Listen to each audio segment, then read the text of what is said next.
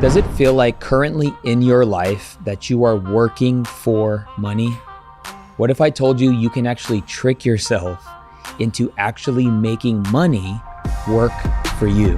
Everybody has some form of aspirations of money, but if you still have the same mentality where you started from about what you understand about money, nothing will change. Hi, it's a guy Frank, and today we'll be reacting to a video from the department. The title of today's video is Entrepreneur's Guide to Building Wealth in 2025. And the guest is Mr. Roundtree, Mr. Will Roundtree. So he is a business coach, a real estate investor, and also an author. He has been an entrepreneur since 2003. So we are tapping from his life experience, what he has learned for such a long time. I'll drop a link to the video so you can watch the full video if you want to. Without wasting much of your time, let's get into the video. Because there is a difference between making money and wealth. Because when you're making money, it's predicated solely off of you implementing something that you can do, whether you're flipping cars, whether you're washing houses, whatever that case may be. But when it's wealth, it's an accumulation of assets. So he starts off by explaining what is wealth and what is wealth creation. So he explains wealth as accumulation of assets that yield returns without putting in so much effort and time. So if you are in a position where you've accumulated assets over time and then you are reaping the returns from these assets, the yields that come out of it, without putting in so much time, without putting so much effort, you are building wealth actually, which is opposed to business, which is you have to put in the work, the time. I mean, it solely depends on you and your effort. So if you don't put in work, if you don't put in your time, you're not getting nothing. So that's the two difference between, building wealth and just, in business. Let's keep going. I tell people there's a cost of admission for success. And when we talked a little bit about this off camera, I'm big in understanding math, even though I flunked algebra twice. Yeah. my teacher told me I wouldn't amount to anything, but I reverse engineer everything. If I know I can make a 1.2 million and it's going to cost me 300, my job is how fast can I get the 300,000 to go and deploy? And here's why I think a lot of people don't see the value in paying for consultation, because they don't know how to pull the value out of the call. I'm not going in saying, Omar, how can you help me? Right. I'm going in because I've already researched what it is that you're great at. I know where my gaps are at, and I'm going to ask you to help me to fill that gap based upon what your value is. It may be me asking you, hey, can you connect me to so-and-so? Hey, can you point me in the right direction? It's not that I need you to solve my problems. The consultation is for you to be able to help me close the gap. And I think that's where so many people have issues at. They're paying people thinking that it's going to solve their problem and give them that one magical thing. No, it's to help close the gap. So this part is very important. He talks about those who pay for mentorship programs and expecting that the mentorship program that they paid for is going to change their life, is going to give them everything that they've wanted. For example, you see all those adverts on the internet that say, I teach people how to make 100,000 in a month, right? A lot of people who doesn't have any business background, who hasn't run a business before, who doesn't know nothing about how to grow a business or run a business successfully, we just go and pay for such a program and then come out disappointed. So here he talks about you that is entering a program, you who is entering a mentorship program. Have you put in the work yourself? Have you worked on yourself? Have you started the journey? So have you done some things on self-development? Have you trained your mind? Have you trained your thoughts, how you think, how you see things, your perspective on things? Have you attained to a certain level in self-development? Or you just saw an advert or a program and you just rushed into it and paid, thinking that it's going to complete you, when you have not started the journey, the work on yourself. And you remember, the best investment you can make is the one you make in yourself. Investing in yourself is the best investment. So you have not done any level of investment, and then you want a certain program to, take you to the bus stop, take you to the final destination. So here he talks about how people need to, put in the work. First, have the basics covered. Train your mind how you think, how you see things differently. And how you get to this level is by reading books. Let's keep going.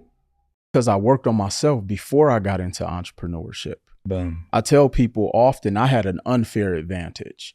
And my unfair advantage is I learned about personal development in 2005. So I read The Rich Dad, Poor Dad. I read the Think and Grow Rich. I read The Richest Man in Babylon. I read How to Win Friends and Influence People going back into 2003, 2004, 2000. So I was becoming before I wanted to become. So it wasn't that, oh, if I pay you this money, Omar, I better be rich. And that's the mentality so many people have, where it's, no, I know what I want out of that call. So any business venture or any investment I make, I'm not doing it with the hopes of that one thing or that singular investment being the catalyst of getting me to, 10 million. I'm making that investment knowing that that is the link to get to the next part of the tree. Yes. Does that make sense? Yep. I personally agree with this kind of thinking, right? Don't come into a new program. Don't come into some group chats, in some environment, thinking that what you are going to get out of that environment, what you are going to get out of that group, it's going to complete it for you. Always see it as the next level, getting something, an information, to take you to the next level. Like something missing, just getting that piece of, information that is missing to take you to the next level. Don't ever see it as something is going to complete you, that you being here is going to be, okay, that's it for me. So see it as, getting information to take you to the next level. So this also has to deal with, so before you get into a certain group, before you get into a certain closed environment, you have to set expectations. Know your expectations. For example, make it specific. It should be clear what you want to get out of that group. It shouldn't be vague. It should be clear, such that you work on and know when you get to it and when you haven't got to it, and also know how to apply this information. Who you are when you get a certain information matters. You can't just be anybody and then get an information. It's probably a waste.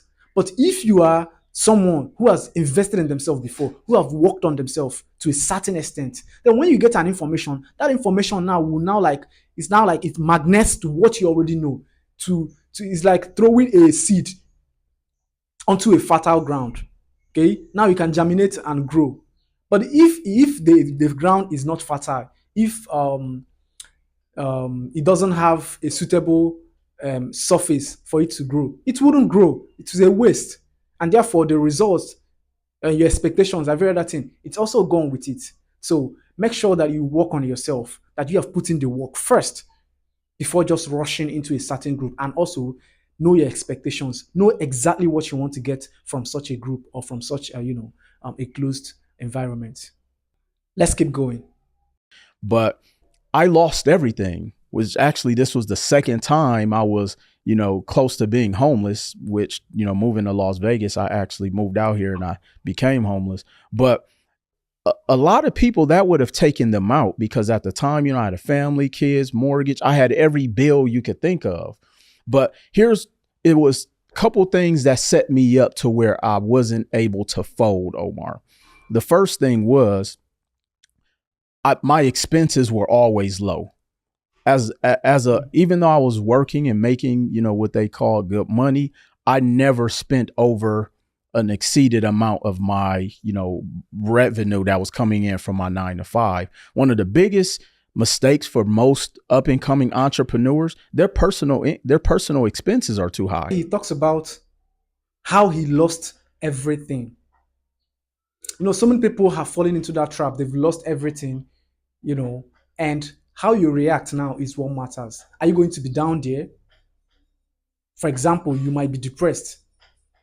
So what are you going to do? What is the next action therefore left for you to do? For some people, the only way for them to tap is from the investments they've done on themselves, the self-development over the years. So this is what they're going to bounce back to. And it's going to determine how you're going to get out of that situation, how you're going to get out of that depression. Because of what you have, your brain has pathways. It has learned ways to think. It has learned ways to live before any other thing. So that's going to determine how you're going to get out of that depressed state or such dangerous situation that you found yourself in. And he talked about how he survived this depression and this tough time that he was dealing with. He said he's almost been homeless for like 2 times in his life. And this is how he survived it. First, you have to keep your expenses as low as possible. You have to really keep your expenses as low as possible. This is really, really important, especially for someone who is coming up. You're building your way to the top. You don't have to make your liabilities way much bigger than your assets. Keep your expenses as low as possible. And some of these concepts, he learned it from the Rich Dad Poor Dad, because it's weird. And so that this is some of the books that he has read over the years. And you have to really learn to keep your expenses as low as possible. For some people to start, how you're going to do it is maybe have a journal where you track your monthly expenses, because tracking something, measuring something will help you to improve on it, and also to help you to know how far or how low and how well you're doing. So track it. That's how you know your monthly expenses, and it will help you get better over time. Let's keep going. After I lost that investment, I actually got depressed for about 6 months. And I remember just going back to what I knew, and that was, my personal development.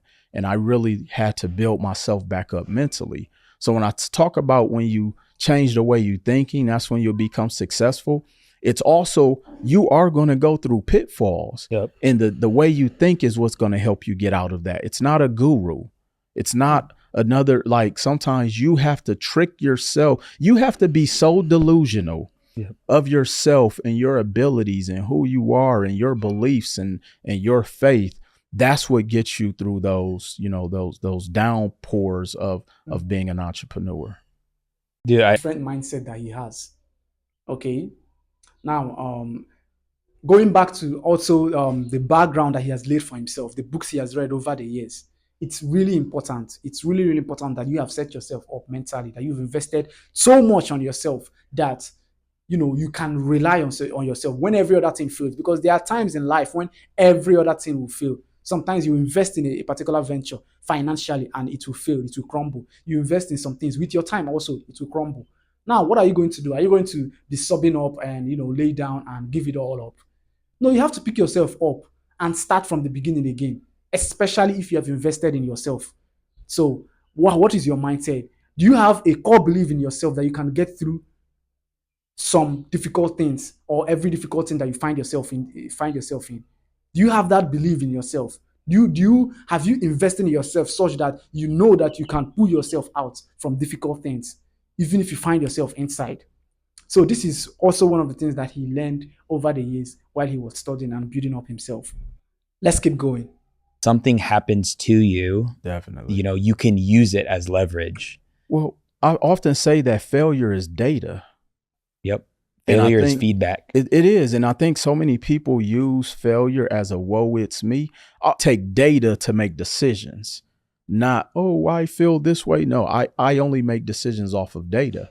And that's why I never have an emotional tie to a decision when it comes to investing or money.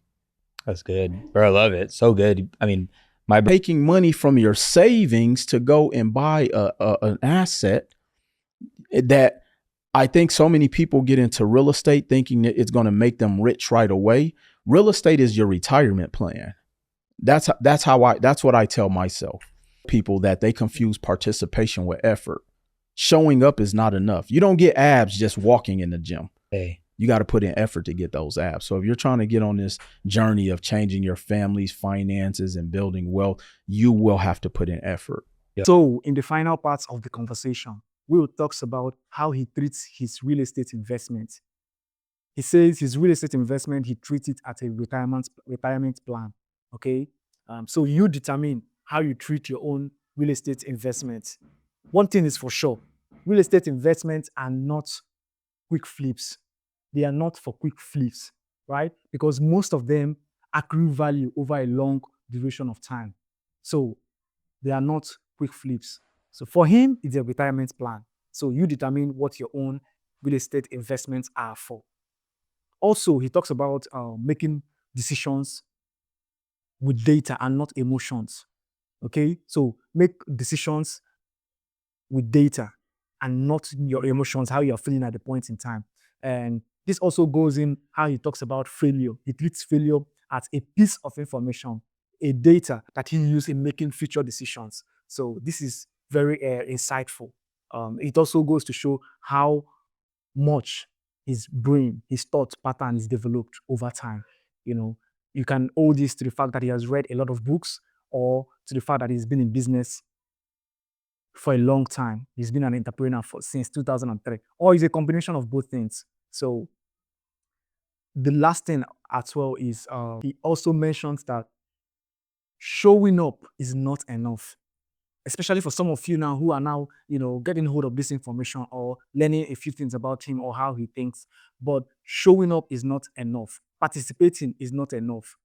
So putting in effort is the greatest. So if you get a new information, you apply it, you put in effort. That's only when result will come. So the fact that you showed up or that you listened or that you watched a video without doing nothing, without putting in action, it's not enough. It's almost the same thing as useless. So when you get an information, try to apply it. Try to take actions to what you have learned. That is only when you see results. So that's what he means by participation.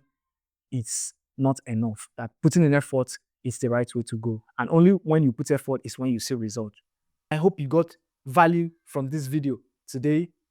Please subscribe to my channel for more inspiring videos. And I hope to see you on the next.